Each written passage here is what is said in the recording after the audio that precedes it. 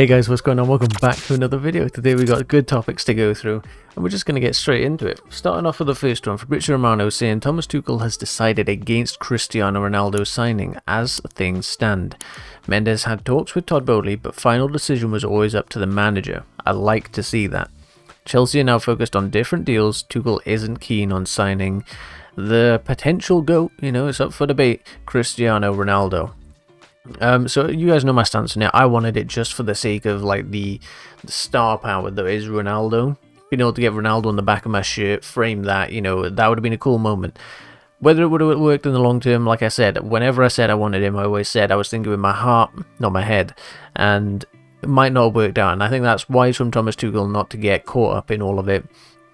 And go for a signing like that when it really wouldn't have worked.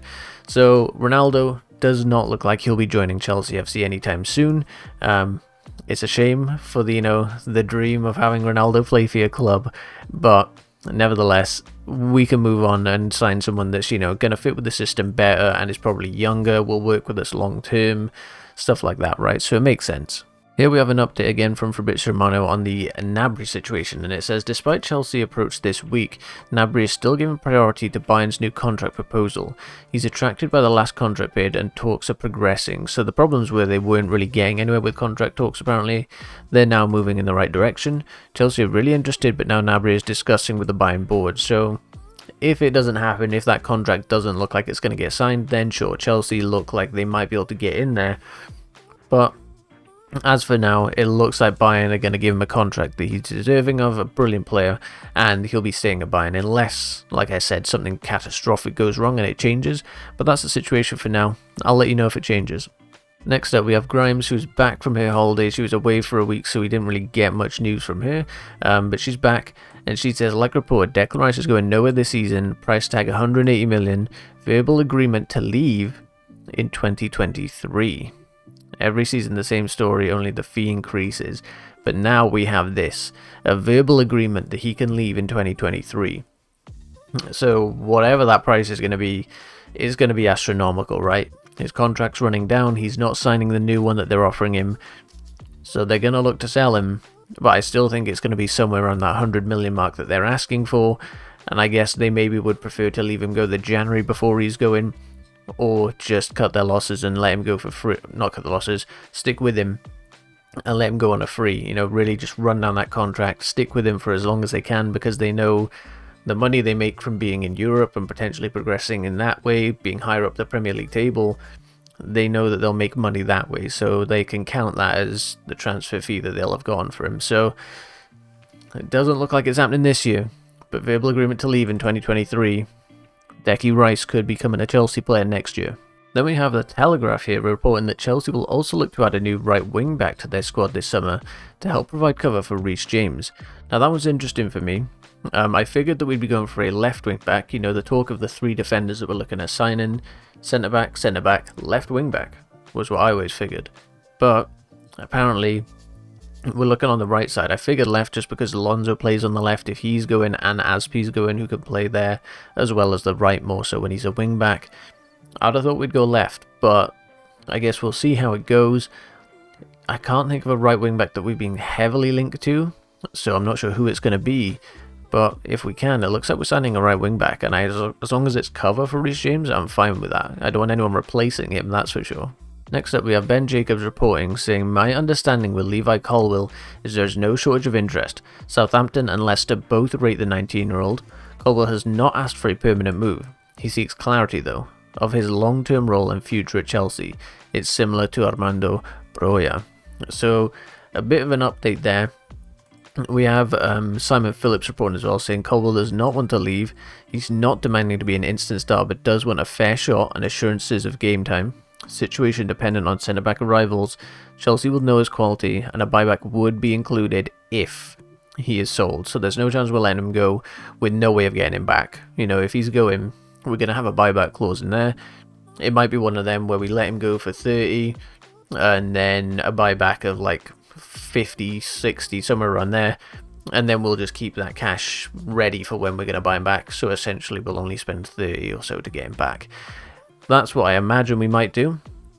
But Colville is not demanding to leave, you know, like some of the reports are saying. He wants clarity on his playing time, which is fair enough, and his long-term future. So he wants some game time this year. I'm not saying he has to start every game, but he wants to be integrated, sort of like Chalobah was last year, and if he impresses, then he gets the playtime.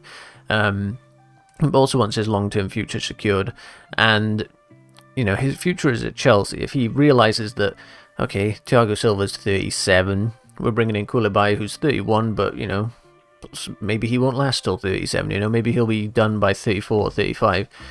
You stay at Chelsea over these next couple of years, build your playtime up, and you're instantly a starter when one of these guys goes. So, for me, it'd be silly for Colville to push for that permanent move.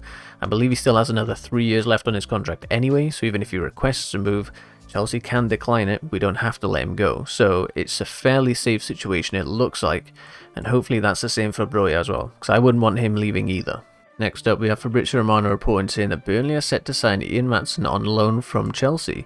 The medical will take place today, as reported by this person. Company wanted him as a priority. They will pay his salary until next year, basically. So they'll get him for a loan for a year and pay his salary the whole time. Weird one, because I thought maybe he would have been used as a backup. I don't know if Ian Matson will ever be good enough. Maybe he will, maybe he won't. But this loan will be a good one for him in Burnley. That's an opportunity for him to prove himself, you know. A team that's going to likely, I don't know where Burnley are at. I feel like they're struggling at the moment. So it'll be a tough year for him, but a good one to prove his worth. And I'm glad it's only a loan, right? So we're not risking losing him. And his salary's covered, so that's another good thing. And then this one I quickly wanted to cover. It's from the Metro, so don't take it too seriously. But it says, Napoli want Chelsea striker Armando Broja as Koulibaly moves the other way. And apparently there were talks that when we were signing Koulibaly, that they wanted to include Broja as part of the deal. And it's a good sign that Chelsea basically said, nope, not happening. Of course, young 20-year-old striker, Chelsea don't want to be letting him go. These are just more signs that, you know, Chelsea could have got a bargain on Koulibaly if they'd let Armando Broja go the other way, but they didn't allow it. So, as much as the media is saying Chelsea don't like their youth, they're selling Colville, they're selling Broja, the signs are from inside the club, we're denying any opportunity to sign them. So, it looks like Chelsea doing the right thing, waiting through pre-season, see how they do, and go from there. Then here we have an update from Grimes again, and she is saying Chelsea submitted a bid for Matheus Nunes. £40 million plus add-ons, talks ongoing with agent and Sporting Lisbon FC. So apparently we have submitted a bid, 40 million plus add-ons. But this next article, agent has told Bowley he can sign £51 million midfielder for Chelsea in transfer meeting. And this is claiming that, you know, Matheus Nunes' name was mentioned in a meeting between Mendes and Todd Bowley. Nick Puel is bringing this in this article. And apparently it's a potential, you know, he could be moving to Chelsea. Chelsea submitted that bid of 40 million plus add-ons. Apparently, according to the agent, it's rated at about 51 million, so maybe there's a little bit of a discrepancy on the prices there. But Chelsea going in big on Nunez, so that could be mentions in here. We currently have Kante, Kovacic, and Jorginho as top 3 central midfielders. Ruben, Conor Gallagher, like, is he gonna get all the playtime that he needs? Who knows? But, you know, this article does go through and cover it in some good detail, and he could potentially end up being a Chelsea player. I mean, 51 million is a decent amount. If we can get him for 40 plus add-ons, it's a little better. But to me, it's not an area that I feel Chelsea need to focus on this year. Focus on strong defence this year. Improve with maybe a striker. We've got the winger in Raheem Sterling, and I think you're mostly set there.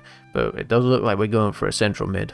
But that's going to be the end of the video, guys. If you did enjoy, please be sure to leave a like on it, hit the subscribe button and the notification bell, and you'll never miss out on a future video again. Thank you for watching, guys. I'll see you on the next one. Goodbye.